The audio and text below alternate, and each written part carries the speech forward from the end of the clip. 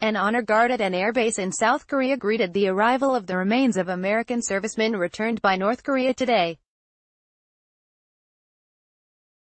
Credit pool photo by On Young-jun. Want to get this briefing by email? Here's the sign up. Good morning. Here's what you need to know. A trade deal we've seen before. The agreement with the European Union that President Trump announced this week would lower tariffs or other trade barriers, reduce bureaucratic roadblocks and end conflicting regulations for drugs and chemicals. The U.S. was pursuing much the same approach under President Barack Obama, through a deal that Mr. Trump shelved last year. We looked at the history of the talks. Gross domestic product grew at an annual rate of 4.1% in the second quarter, the Commerce Department reported today. But most economists expect growth to slow in the second half of the year. Mr. Trump traveled to the Midwest on Thursday to promote the revival of a steel mill in Illinois amid tariffs on China and other steel exporters. But the trip also put a spotlight onto soybean farmers, who have been caught in the crossfire of his multi-front trade war.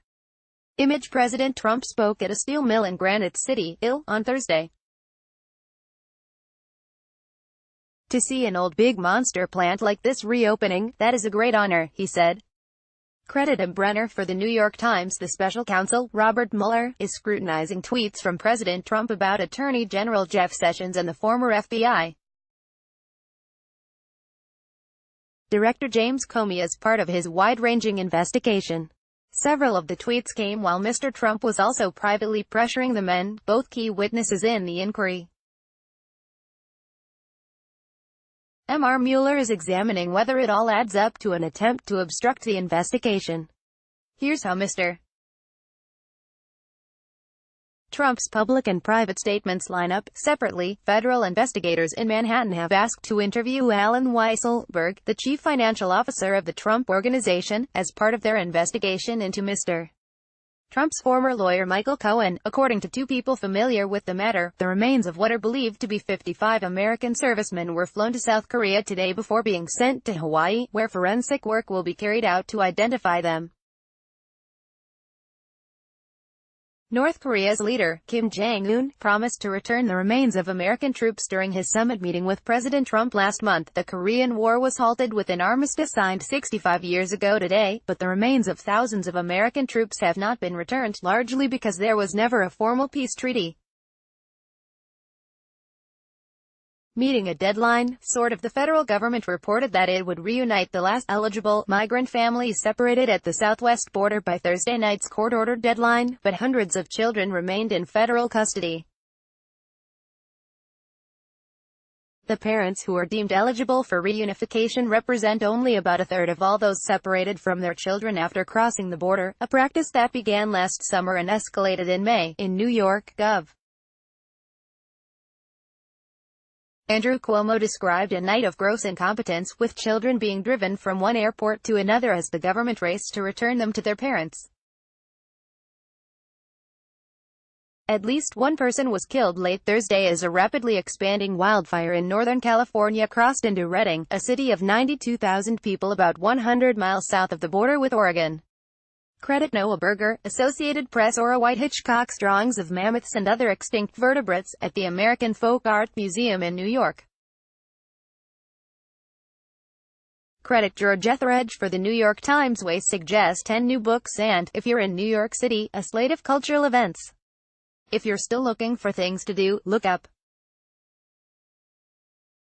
Mars will be at its brightest this weekend. Best of late-night TV's Stephen Colbert had some advice for Robert Mueller, who is studying President Trump's Twitter feed as part of his investigation. Before you open up his feed, I recommend putting on goggles and freebasing some Dramamine. Quotation of the day: you could at least make the gesture of not dropping them off at a Greyhound station and saying, "Bye, it's been real." Julie Schwietert-Collazo, who has raised money for families separated at the border, expressing frustration over the government's handling of reunifications. The Times. In other words, here's an image of today's front page, and links to our opinion content and crossword puzzles. What we're reading. Dan Saltzstein, a travel editor, recommends this collection of articles from Time magazine. The American South is changing, and these pieces do a good job of laying out the many ways The centerpiece is a profile of Stacey Abrams, who is running for governor of Georgia. If elected, she'll be the country's first black female governor. And 31 people who are reshaping the South goes even deeper. Backstory. Last week's backstory about the anniversary of the 1848 Women's Convention in Seneca Falls, NY, mentioned that women won the national right to vote in the U.S. in 1920, but in practice, as several readers pointed out, that didn't include all women. President Lyndon B. Johnson signed the Voting Rights Act on August 6, 1965. Credit. Associated Press. Voting rights have been broadened throughout U.S. history. In 1870, the Constitution's 15th Amendment granted all male citizens the right to vote, regardless of race, but left out women. For this reason, some suffragists opposed its passage. In 1920, the 19th Amendment extended suffrage to women, but a variety of tactics were used at the state level to limit non-white citizens' right to vote, including poll taxes, literacy tests, violence and whites-only primaries. Our video examines that history. Native Americans were not granted citizenship until 1924, and some states denied them the right to vote until much later in the 20th century. It wasn't until President Lyndon B. Johnson signed the Voting Rights Act in 1965 that many of those barriers were dismantled. The Supreme Court ruled in 2013 that part of the act, which has been updated several times by Congress, was unconstitutional. Emma McAlevey wrote today's backstory, ________. Your morning briefing is published weekdays and updated all morning. Browse past briefings here. Sign up here to get it by email in the Australian, Asian, European or American morning. To receive an evening briefing on U.S. weeknights, sign up here. Check out our full range of free newsletters here. What would you like to see here? Contact us at briefing@nytimes.com. Follow Chris Stanford on Twitter, @Stanford.